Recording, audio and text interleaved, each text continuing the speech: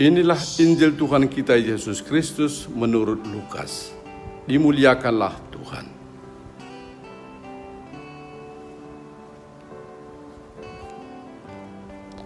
Pada waktu itu pergilah Yesus ke bukit untuk berdoa.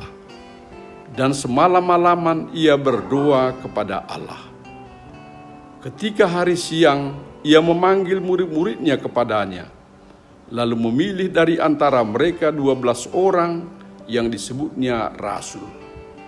Simon yang juga diberinya nama Petrus, dan Andreas saudara Simon, Yakobus dan Yohanes, Filipus dan Bartolomeus, Matius dan Thomas, Yakobus anak Alfeus, dan Simon yang disebut orang Zelot, Judas anak Yakobus, dan Judas Iskariot yang kemudian menjadi pengkhianat. Lalu ia turun dengan mereka dan berhenti pada suatu tempat yang datar. Di situ berkumpul sejumlah besar dari murid-muridnya dan banyak orang lain yang datang dari seluruh Judea dan dari Yerusalem dan dari daerah pantai Tirus dan Sidon. Mereka datang untuk mendengarkan dia dan untuk disembuhkan dari penyakit mereka. Juga mereka yang dirasuk oleh roh-roh jahat beroleh kesembuhan. Dan semua orang banyak itu berusaha menjamah dia, karena ada kuasa yang keluar daripadanya, dan semua orang itu disembuhkannya. Demikianlah sabda Tuhan. Terpujilah Kristus.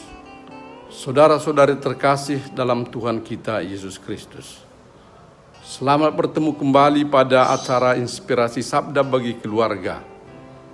Hari ini Selasa 7 September tahun 2021. Saya mau memulai renungan ini dengan satu pertanyaan. Bahwa kita telah menjadi murid Yesus, apakah kita bersyukur atau kita menyesal?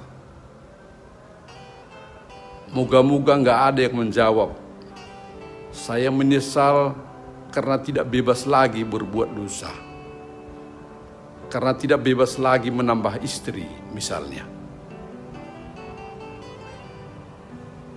Kalau ada yang menjawab seperti itu saudara-saudari, berarti dia belum murid Yesus. Atau paling sedikit belum paham apa makna menjadi murid Yesus itu. Karena masih menganggap hal seperti itu suatu keuntungan baginya. Saudara-saudari, apakah sebagai murid Yesus kita tidak bersyukur karena telah disembuhkan dari pelbagai penyakit? Tadi di dalam Injil dikatakan banyak orang datang kepada Yesus dari segenap penjuru, dari seluruh Judea, dari Yerusalem, Sidon, Tirus, dan mereka itu disembuhkan dari pelbagai penyakit, termasuk sembuh dari kerasukan roh-roh jahat. Kita kan sebelum beriman kepada Yesus, barangkali kebiasaan marah, iri, dengki mungkin menguasai kita. Sesudah kita bersahabat dengan Yesus, kebiasaan-kebiasaan seperti itu makin surut.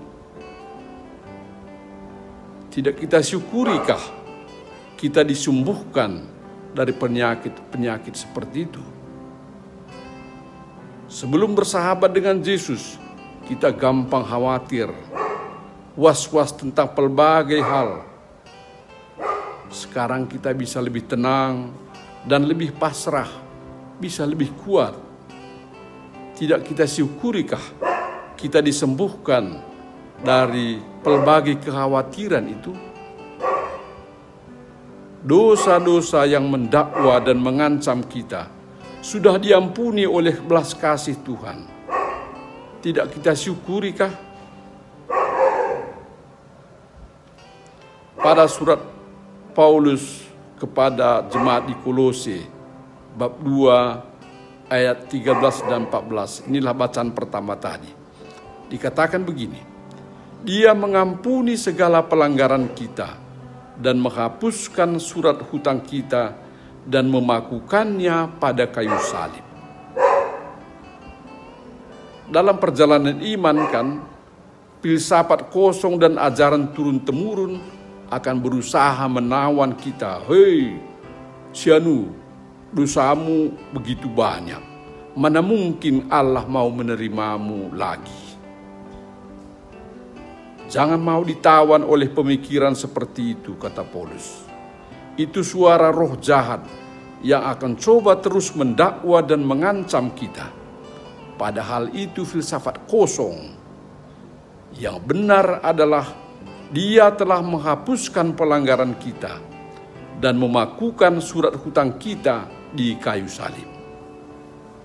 Kita lihatlah rasul-rasul yang dipilih Yesus pada bacaan Injil tadi. Petrus, ketua para rasul, tidak luput dari kelemahan sebagai manusia. 3 kali ia menyangkal Yesus ketika Yesus sebagai pesakitan di pengadilan Mahkamah Agama Yahudi. Situasi Petrus waktu itu mencekam dan ia menyangkal bahwa ia mengenal Yesus, apalagi disebut sebagai muridnya. Tetapi ia segera menyadari kesalahannya. Ia pergi keluar dan menangis dengan sedihnya.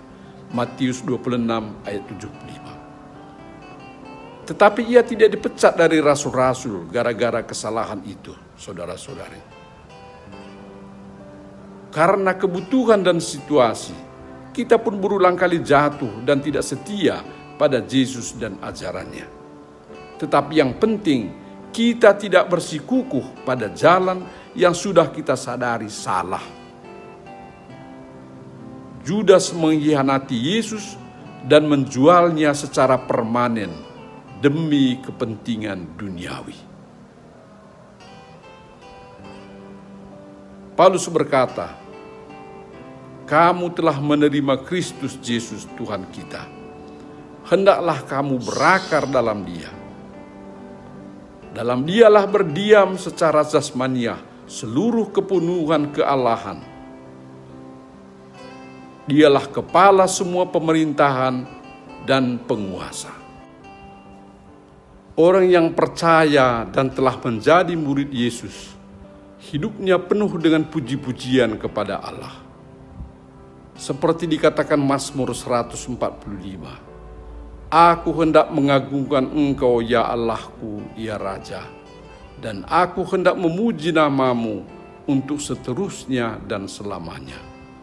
Tuhan itu pengasih dan penyayang, panjang sabar dan besar kasih setianya.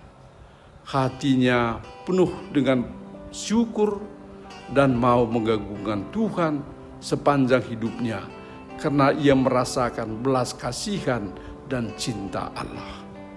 Saudara-saudari terkasih, kepada keturunan kita, anak-anak dan cucu kalau sudah ada, harta yang paling berharga yang bisa kita wariskan ialah harta iman ini. Itu akan lebih besar dan lebih berharga daripada segala harta warisan duniawi. Maka mari kita wariskan itu.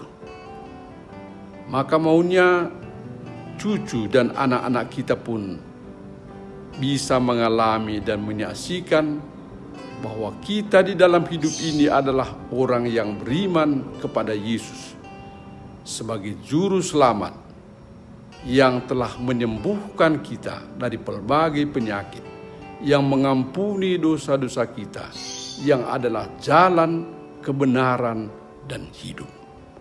Amin.